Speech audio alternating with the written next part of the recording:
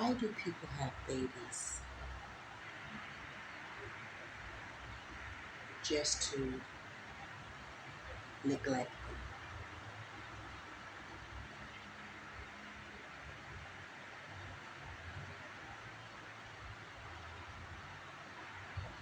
Is it because in some cases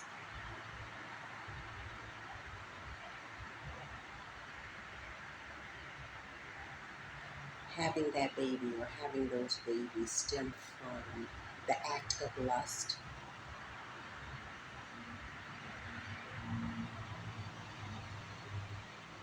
and that's the result from lustful ways?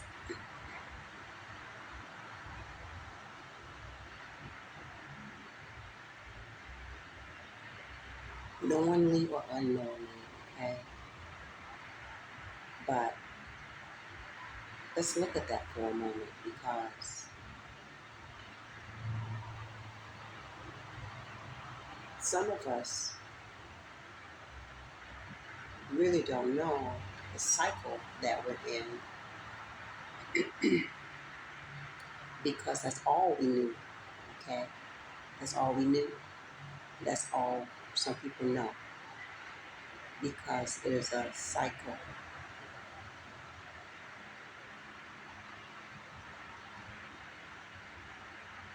The toxic cycle.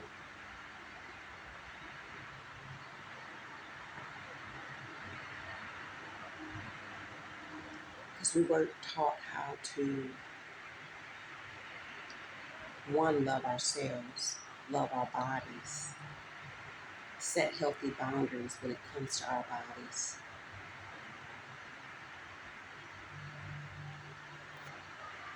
And that could come from a lot of reasons.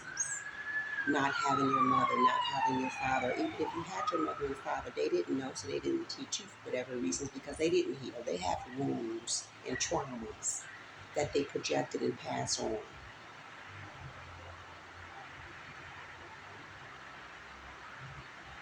Then some people were violated as a child, as an early age.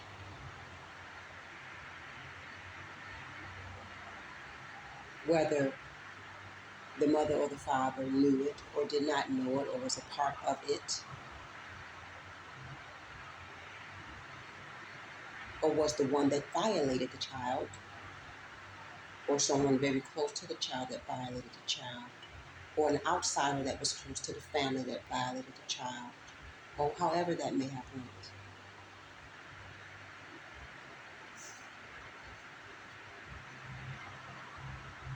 Some of us went through our innocence being taken on purpose because of the parent wanted to project that onto their child, right? Very sick, okay? Because they were violated. They never spoke out about it. They never healed from it. And when they had children, they wanted that to happen to their own child.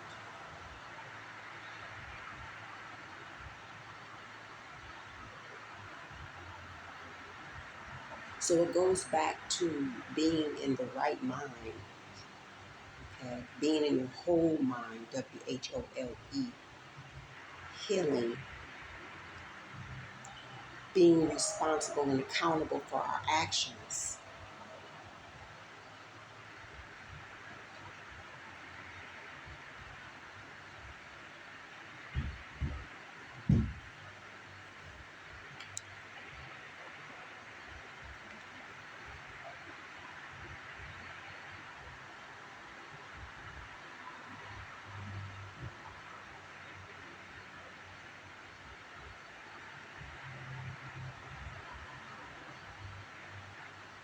So a lot of things are just going through my mind right now.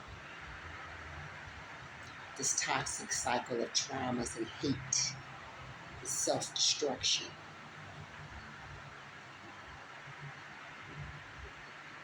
in, so without, okay? It's like, where do people realize that actually The problem stems from yourself, and you contributing to this world, okay, on a mass level, with all of the corruption that is going on out here, all of the hate, all of the violence. And really, if you set each and every one of those people down, it stems from some trauma that they had in their childhood that they did not heal. They did not either know to heal or just did not heal. So all of this is the result of each and every one of us individually.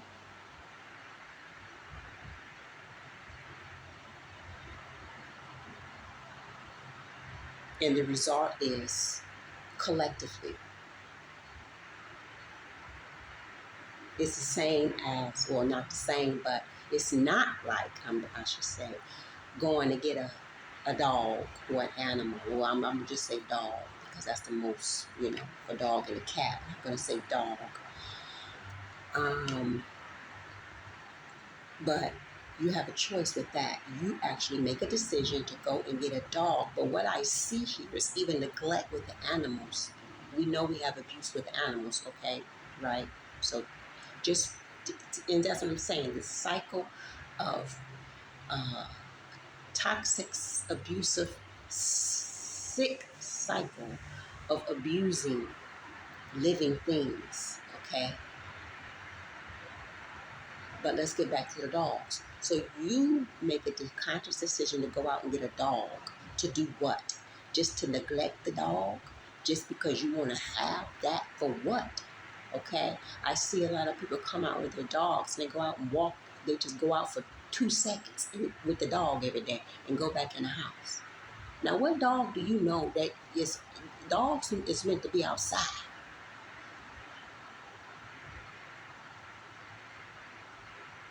If you was to ask that dog, do you like being in the house all the time? That dog would probably tell you, no, I do not. I'd rather be outside.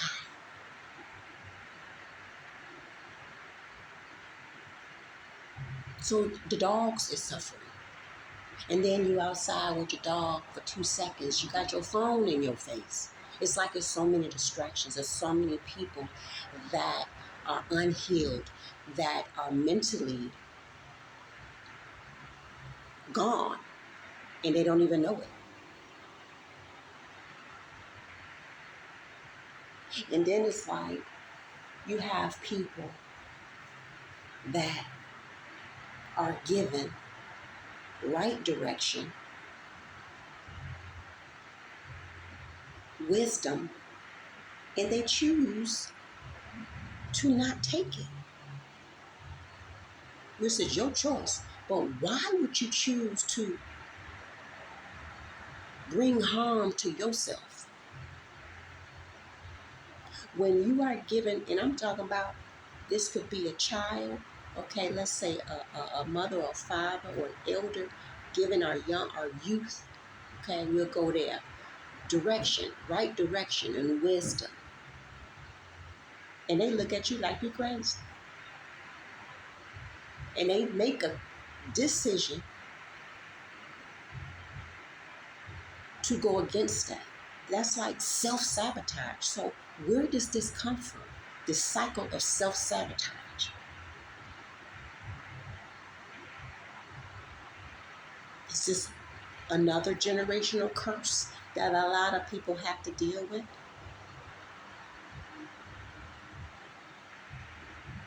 So we have these cycles, these karmic cycles, these toxic cycles. At what point do we realize that we are in a toxic cycle and we stop it? Really take a deep look at ourselves. Because whatever comes from you is returned to you. It starts within first. So taking a deep introspection of thyself. And where does these toxic patterns come from?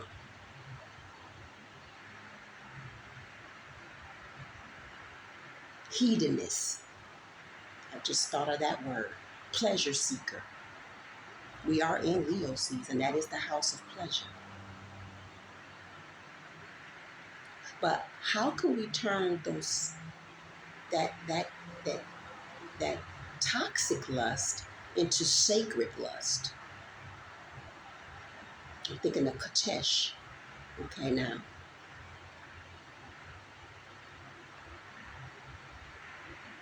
Because pleasure is not, it's not against our nature. Matter of fact, it's for us. It's a birthright for us to experience pleasure. But see, what's so happened is that people is overindulging, and it's not sacred. It's lustful. It's toxic.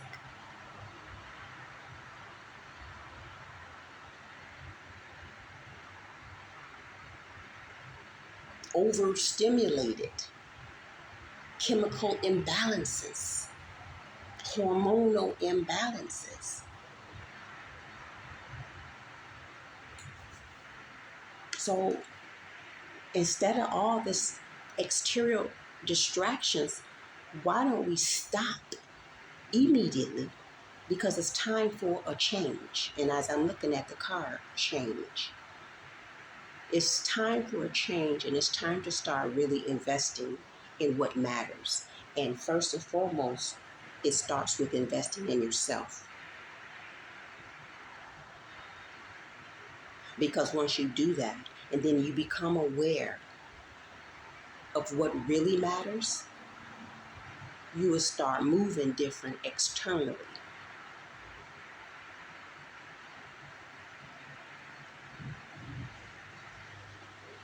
So we got to get out of this cycle of neglecting first ourselves, and then neglecting and abusing everything outside of ourselves.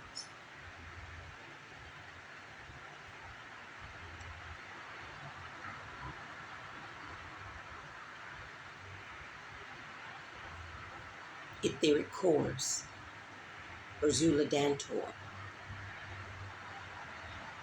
Etheric cores, severing those cores, those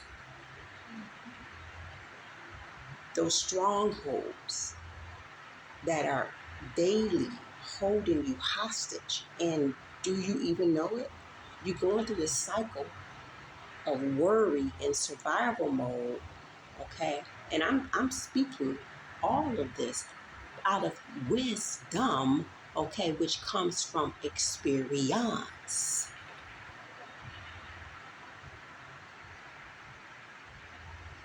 I didn't know that I was in a toxic cycle when I was in it.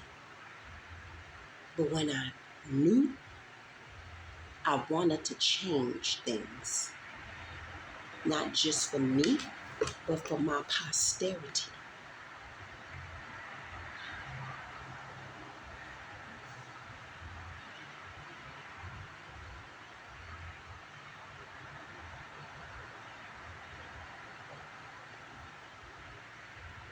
And then I learned really who I am. 1414, as I say that, 1414. 14, that is 5, that's 10, that's 1. That is the Temperance card in the Tarot. And then that's a 5, that's the Hierophant.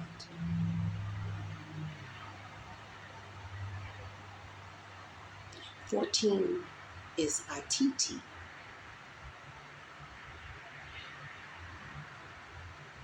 Worthiness. And 5 is Nihande.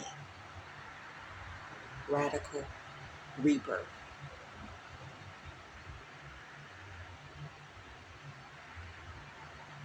So there needs to most definitely be a radical rebirth in everybody's lives.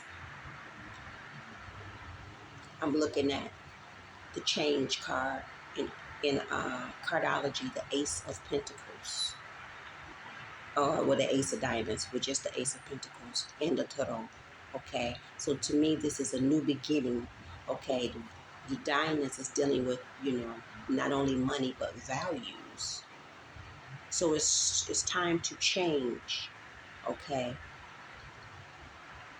your values. Okay, it's time for a new start. Okay, a new beginning with how you value first yourself, and then everything outside, around, up and down, side to side, in the whole sphere. Okay, really, it's time for healing. Okay, Temperance card is healing. Temperance card also is alchemy, which is change. Temperance card is also balance. Okay,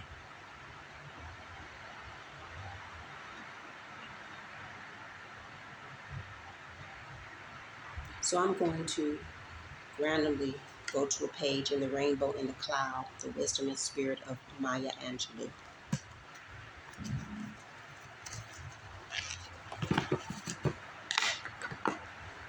Okay. Okay.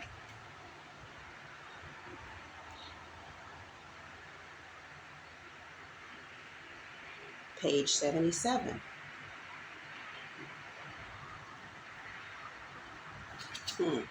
Okay.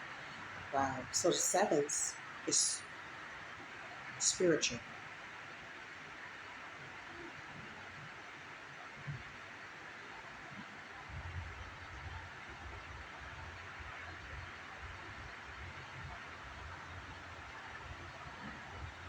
Completion.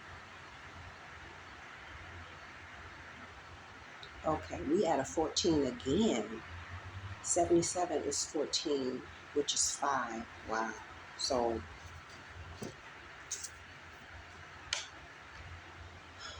a lot of angelic and ancestral protection. The Temperance card is angelic. The Hierophant could be ancestral energy. Okay.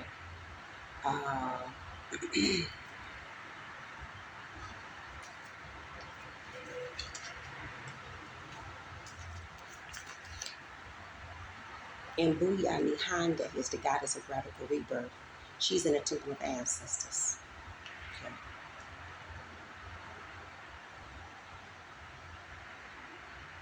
Life is about transition and change.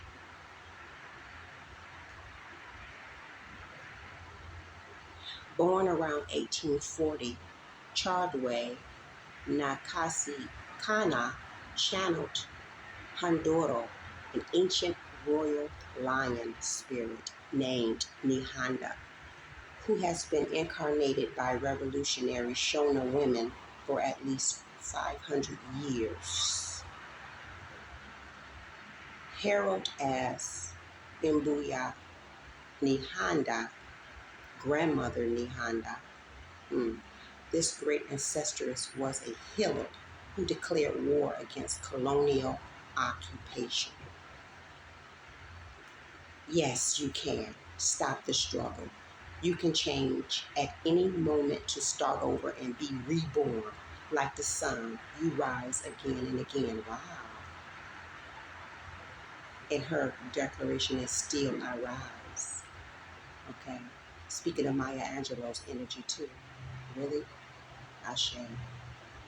So this is about radical reform. Okay.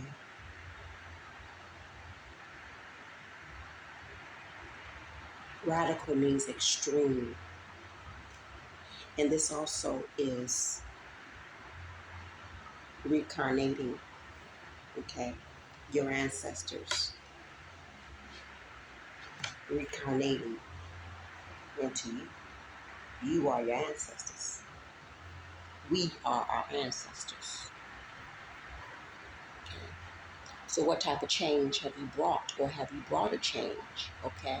But we surely know that there needs to be a change, and there needs to be an extreme change. And this here says that great ancestors was a healer who declared war against colonial occupation. We know that that is most definitely a extreme change that is inevitable, dealing with colonial occupation. This is right on time. This is right on point because it's actually what I'm going to. This is what I'm going into with this this energy today. So that's the number 5. That's dealing with change. That's Mercury energy. Very powerful. Okay. The angel that's behind the number 5 is Archangel Raphael, dealing with healing, dealing with communication. Virgo and Gemini energy, air energy. Okay. So that is the Hierophant. That's ancestral energy. So now with that 14, Natiti, goddess of worthiness, temple of warriors. Okay. So you have some ancestors that were some warriors. So it's innate. It's in you. Okay. It's in we. It's in some of us. That warrior spirit. Atiti, great goddess. Atiti is queen of the gods. She is a fierce protector of women and girls. Stop hiding, shrieking, and playing small. Stand tall like the majestic sycamore tree. You are mighty. Life does not need to be perfect for you to embrace your own perfection. You matter. Worthiness is your veins. Accept yourself now. Your birth certificate says that we need your overflowing magic, joy, and vulnerability. And most importantly, we need you. You are deserving and worthy. The divine loves you conditionally. I matter. I matter. I matter. So there's a lot of ancestral and angelic protection here. Okay. Around me, most definitely.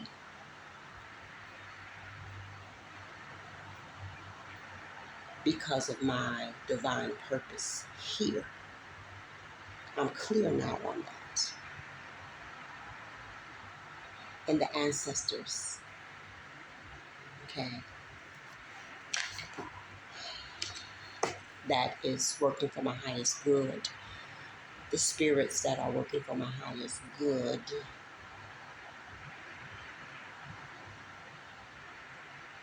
are constantly letting me know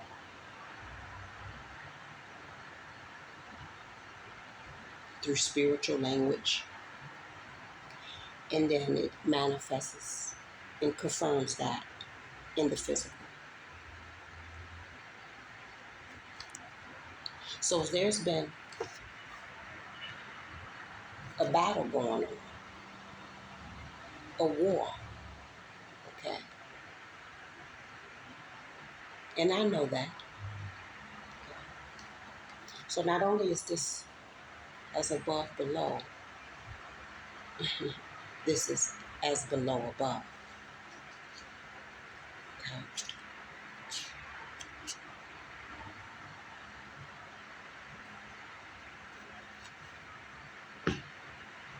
Let's read page 77. Some decide that happiness and glee are the same thing. They are not. When we choose happiness, we accept the responsibility to lighten the load of someone else and to be a light on the path of another who may be walking in darkness. Remember your own shortcomings. And when you encounter another with flaws, don't be eager to righteously seal yourself away from the offender forever. Take a few breaths and imagine yourself having just committed the action which has set you at odds. The human heart is so delicate and sensitive that it always needs some tangible encouragement to prevent it from faltering in its labor. The human heart is so robust, so tough, that once encouraged, it beats its rhythm with a loud, unswerving insistency. Those who would use ridicule as a form of humor sow nothing, sow, S-O-W, nothing but shame and bitterness. And when the snide laughter ends, they will reap only anger and hostility. Tragedy, no matter how sad, becomes boring to those not caught in its addictive caress. Let that sink in. Page 77. Thank you, Maya Angelou, for your wisdom and for embracing us with your spirit.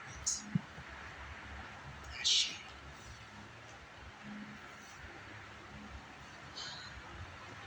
So, what's out here? Wow. It's Queen Nandi, intuition. Okay. In the Temple of Queens also. Okay. Queen Mother of King Warrior Shaka Zulu. This is a number 35, which is an 8. 8 is dealing with, okay, Leo season. 8.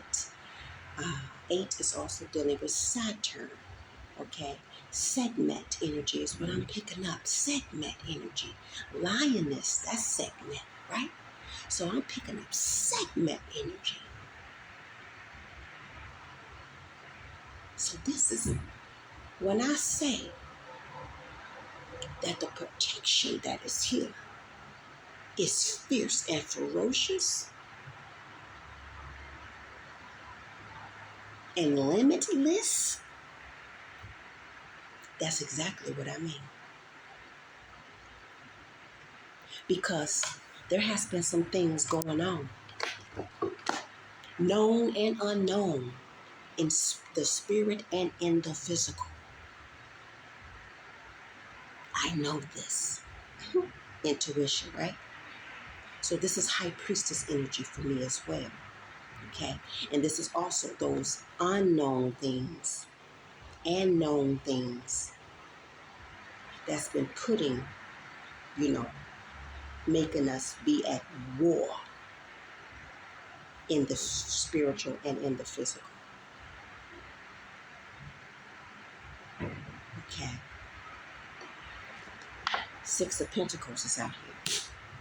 And Ace of Swords. This sword is up. So this is a breakthrough. This is clarity. This is truth. We got an Ace of Diamonds out here. So 2 aces. And change. The 6 of Pentacles. Something was behind the veil dealing with money and also paying out money. 6 is our karmic energy. That's a karmic influence, the number 6. Okay? So this is bribery, this energy to me. I'm getting someone or some people in leadership positions with that number 8, with that Saturn energy, governments that were a part of a corporate bribery scheme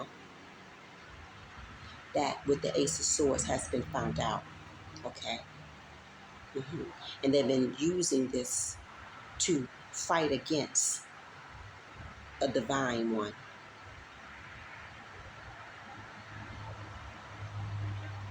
Okay.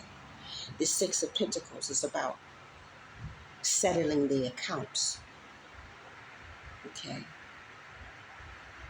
Matter of fact, I'm going to read that.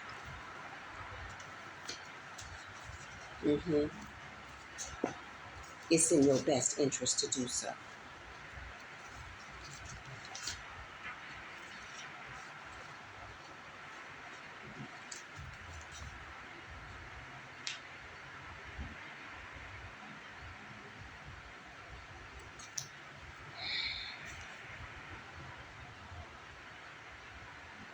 Yeah, so there's a change here because of this Ace of Swords. Something has been found out. And I'm picking up just compensation with this Eight of Diamonds, this Ace of Diamonds, rather.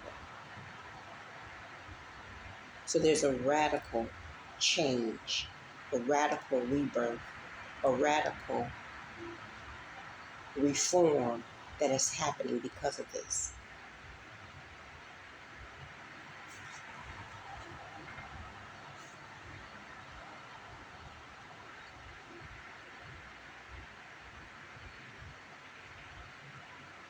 And because of this one divine being, which has created a ripple effect with the aces as well. Aces is dealing with high excellence, high quality. Six of Diamonds. Financial responsibility and karma. And see, why six is also ancestral energy. Because six is about balance. Okay. So whenever truth has been violated, balance must be restored. So that's why six is a karmic energy. Okay. Whenever this powerful stabilizing influence is present in your cards, you can bet there will be some sort of settling of accounts. Though this usually takes the form of financial debts being paid or repaid. That's why you have the Ace of Diamonds out here. This is a repayment. Okay. This is, yes. It can manifest in payments of other forms of value. The Six of Diamonds will also encourage you to take compromises where money is concerned and take full responsibility for all your debts and actions that involve exchange of value. The scales must be balanced.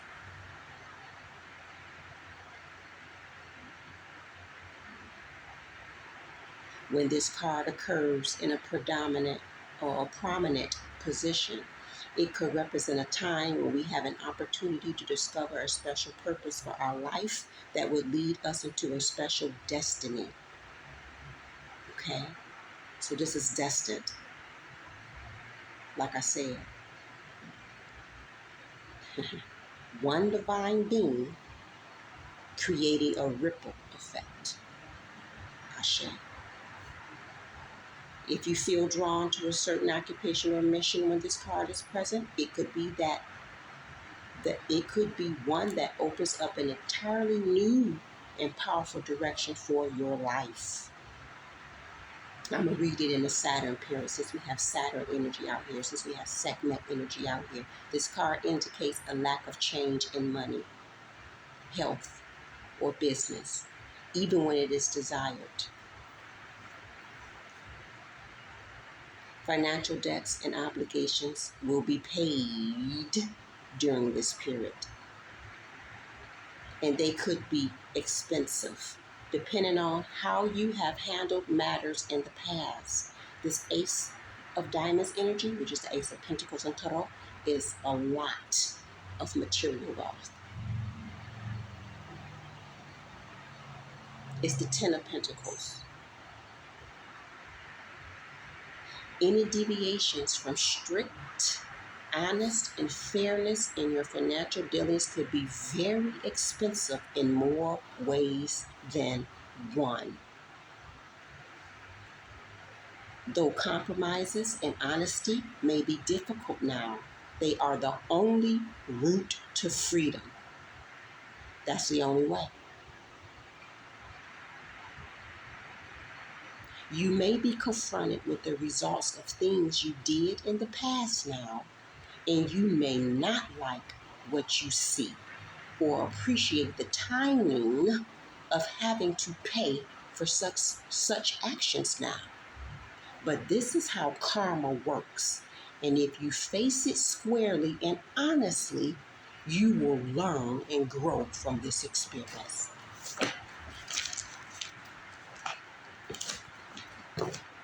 I'm going to leave that at that. I'm not even going to That's that. Okay? Take it or leave it. Because I did say, why is it when you're given wisdom, when you're given right direction, you choose to self-sabotage? You choose to continue destructive patterns and destructive ways. What is that in you? What is that in you? That's for your work. That's your work. That's for you to do. Now, before I get into this reading, I'm going to share 2 YouTube videos that I watched, okay, that I'm suggesting that is very good to watch, because I'm about to get into a reading from How White Folks Got So Rich. Okay, one of the videos is from a YouTube channel called The Young Elder, Young, Y-O-U-N-G, Elder, E-L-D-E-R, okay? The Young Elder. The first video is titled The Poor and the Least of Us with Rod Haynes. The Poor and the Least of Us. Least, L-E-A-S-T, with Rod Haynes. Okay?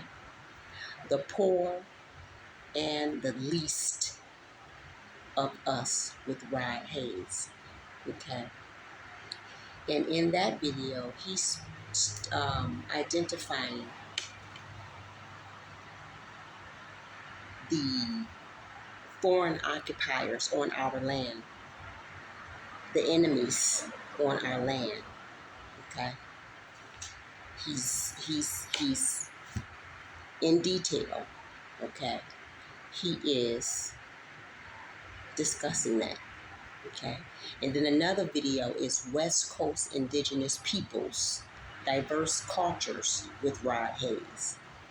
West Coast Indigenous Peoples, Diverse Cultures with Rod Haynes. Okay, so those are 2 YouTube videos I recommend to watch.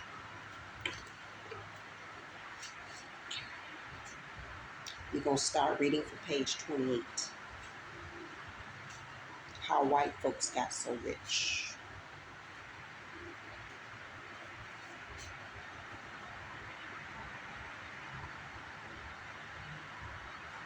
Okay. Labor Unions. The title. Labor Unions. Racial Cleansing of American Labor.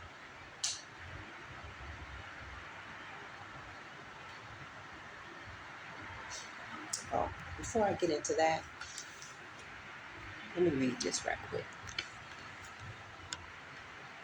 The definition of American from the Webster's 1828 dictionary.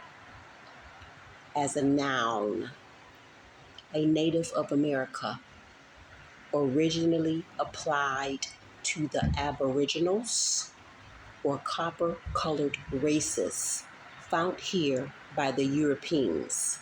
Okay?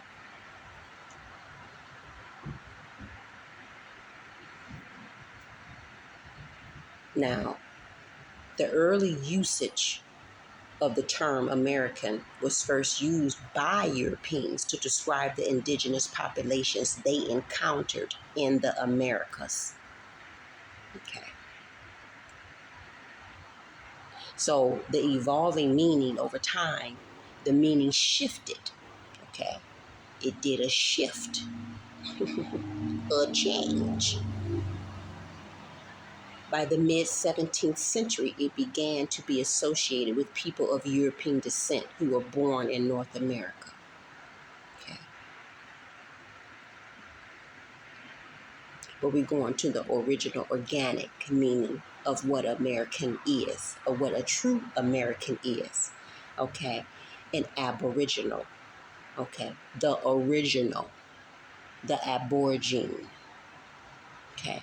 So then now you want to get into who they are and what they originally look like, i.e. going back to what the 2 videos, okay? will delve in deep about that and how our lands were occupied and to identify who these occupiers, these foreign occupiers are. Okay? Those videos talks about that. All right? All right. Mm-hmm. Mm-hmm.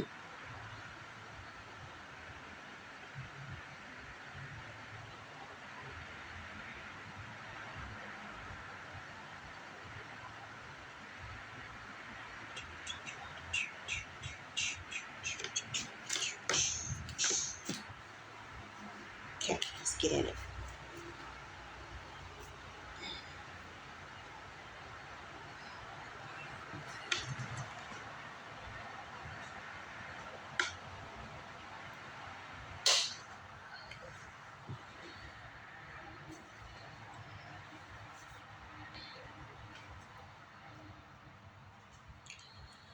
Title: Labor Unions, Racial Cleansing of American Labor. The labor union movement of the late 1800s has arguably done more to destroy Black progress than any other known action of white people, yet it is almost totally invisible in the written histories of Blacks in America. The union movement was specifically designed to, one, remove Blacks from their jobs in the skilled trades, which they dominated, and two, install in those jobs the European immigrants who were flooding into America by the millions. Scholars attribute the rapid success of immigrant groups directly to the advantages they received through their memberships in the American trade unions. White historians have misrepresented Blacks in slavery as being mere field hands, but Blacks held a virtual monopoly of almost all skilled and unskilled labor. They were the engineers, builders, tailors, uh, shoemakers, carpenters, stonemasons, weavers, furniture and cabinet makers, plumbers, painters, sailors, boat makers, carriage makers, blacksmiths, printers, and every other type of skilled artisan.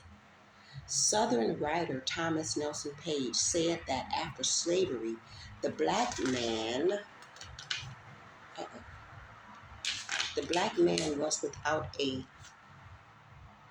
rival in the entire field of industrial labor throughout the South. 95% of all industrial work of the southern states was in his hand, and he was fully competent to do it. Every adult was either a skilled laborer or a trained mechanic.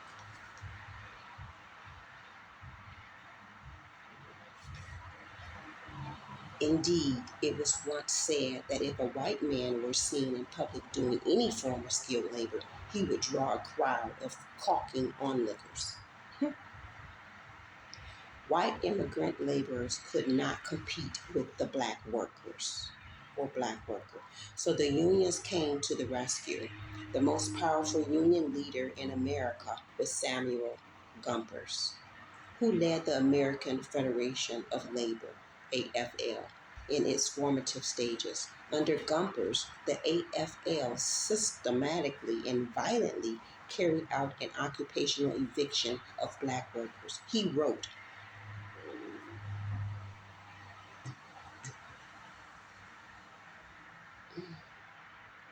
Caucasian civilization will serve notice to blacks that its uplifting process is not to be interfered with in any way. A common union expression was never let a nigger pick up a tool. By the turn of the century, the black man, once the predominant worker in America, was locked in lowest wage labor or was totally jobless, forcing black women into the job market as farm workers, factory workers, and domestics in white homes. The higher wages of the unionized white male relieved white women of hard work and provided them with the leisure time and financing for the development of art, literature, education, and culture. Union leaders staffed the licensing and professional certification boards and funneled all employment to Caucasian laborers while denying licenses and permits to the black skilled craftsmen, further pursuing black men back into further pushing black men back into dead-end low-wage work under white authority. AFL-CIO's George Meany, president from 1955 to 1979, once remarked, "It never occurred to me to have niggers in the Union."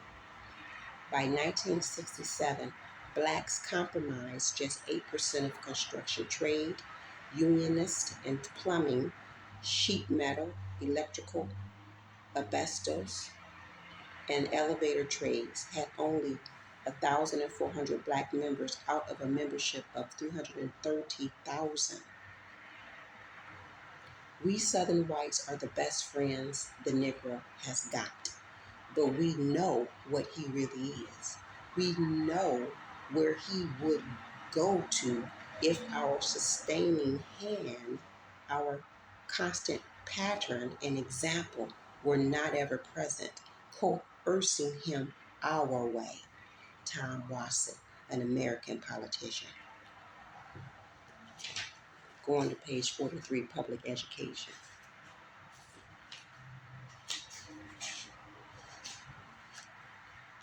Public education, the fourth R, racism.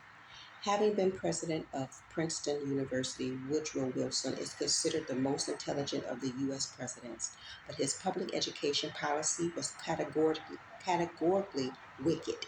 He declared, "We want a class of persons to have a liberal education, and we want another class of persons, a very much larger class of necessity in every society, to forego the privilege of a liberal education and fit themselves to perform specific, difficult manual tasks."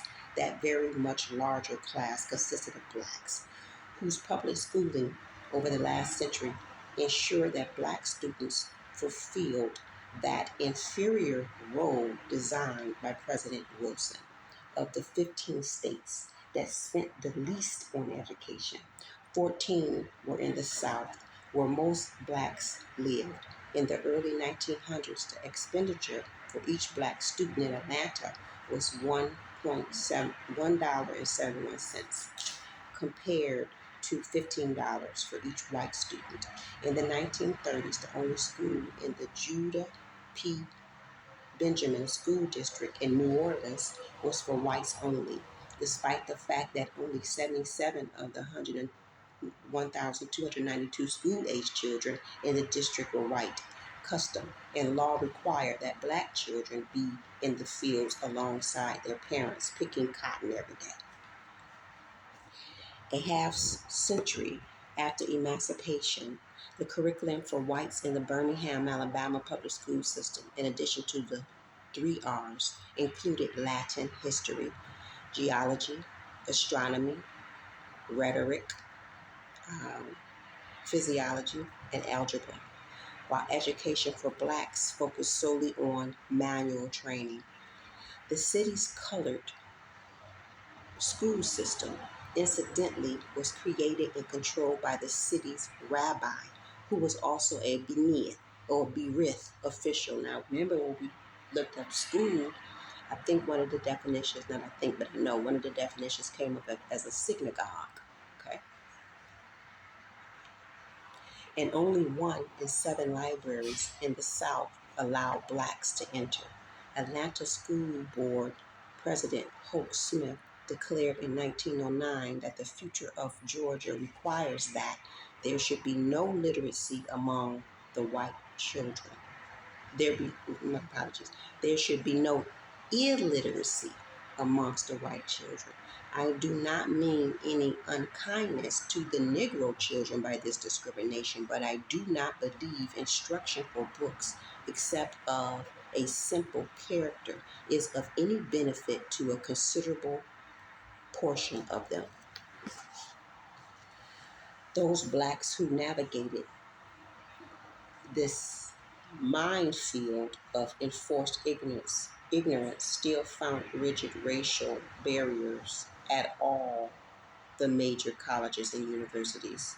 Today's black student who borrows $120,000 to attend an elite college will earn only half that of his white colleague who paid only $60,000 to attend a non-elite university.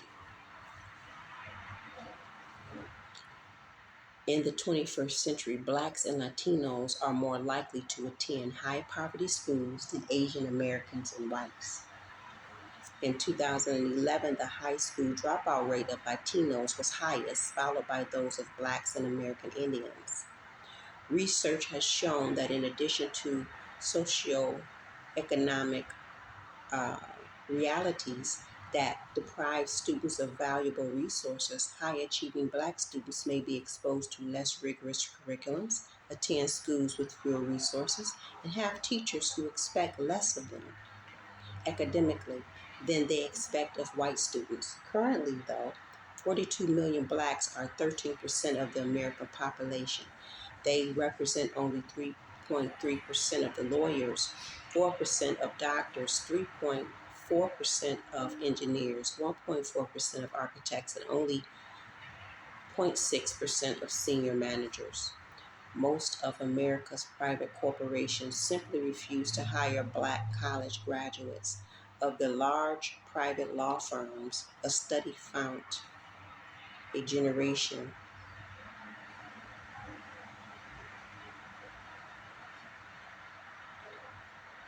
after the famous 1954 Supreme Court desegregation decision, Brown versus Board of Education, the highest federal court itself, had 21 maintenance workers, all black, and 19 skilled craftsmen, all white. And 10 years after the landmark civil rights legislation of 1965, 20 U.S. congressmen made white skin color a requirement to work in their offices. Many Southerners look back wistfully to the faithful, simple, ignorant, obedient, cheerful,